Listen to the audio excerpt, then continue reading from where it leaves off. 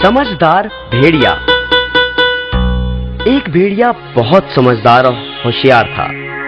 एक बार की बात है, जब वह जंगल में से गुजर रहा था तो अचानक उसे एक मरा हुआ हाथी दिखाई दिया। भेड़िए ने अपने पंजे से उसकी चमड़ी उधेड़ने की कोशिश करी, परंतु क्योंकि चमड़ी बहुत सख्त थी, इसे काटना या उधेड़ना उसकी शक्ति से बाहर की बात थी।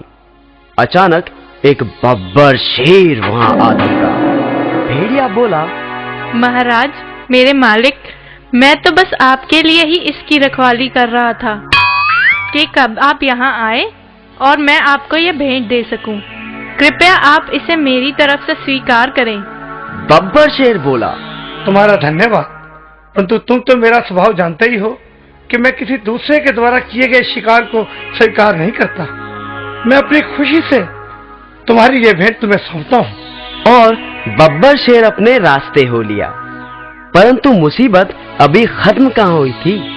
अब एक साधारण शेर वहां आ पहुंचा।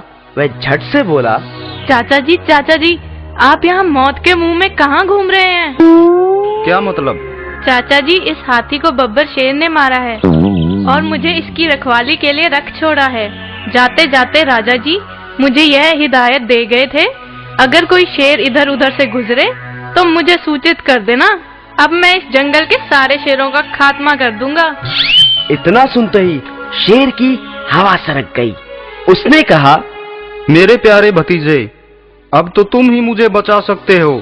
अगर मेरे बारे में तुम राजा जी को सूचित नहीं करोगे तो मैं बच जाऊंगा। अच्छा, तो मैं खिसकता हूँ।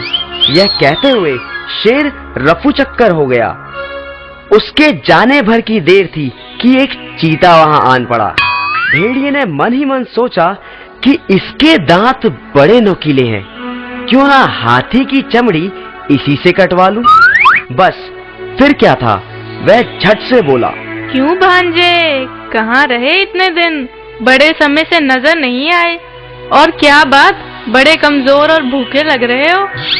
देखो, यह जो हाथी है इसे बब्बर शेर ने मारा है। मुझे इसका ध्यान रखने के लिए कहा गया है, परंतु यदि तुम इस हाथी का स्वादिष्ट मांस खाना चाहते हो तो जल्दी से इसमें से चीर कर खा जाओ, परंतु जल्दी करना, कहीं राजा जी ना आ जाएं। चीता बोला, नहीं मामा जी, मुझे लगता है ये मेरी सेहत के लिए ठीक नहीं। परंतु भेड़िए ने फिर एक चाल चली। सुनो भांजे, हौसला रखो और खाना शुरू करो। जैसे ही बब्बर शेर मुझे दूर से दिखाई देगा मैं तुम्हें उसके आने की खबर दे दूंगा। बस झट से भाग जाना। तो बस फिर क्या था, चीता भेड़िए के झांसे में आ गया और हाथी के पास पहुंचा। उसने जैसे ही हाथी की चमड़ी को उधेड़ा, भेड़िया चिल्लाने लगा, भांजे फूट लो, शेर आ रहा है। झट से चीता 9-2-11 हो गया। इस तरह भेड़िए ने लंबे समय के लिए अपने भोजन का प्रबंध कर लिया।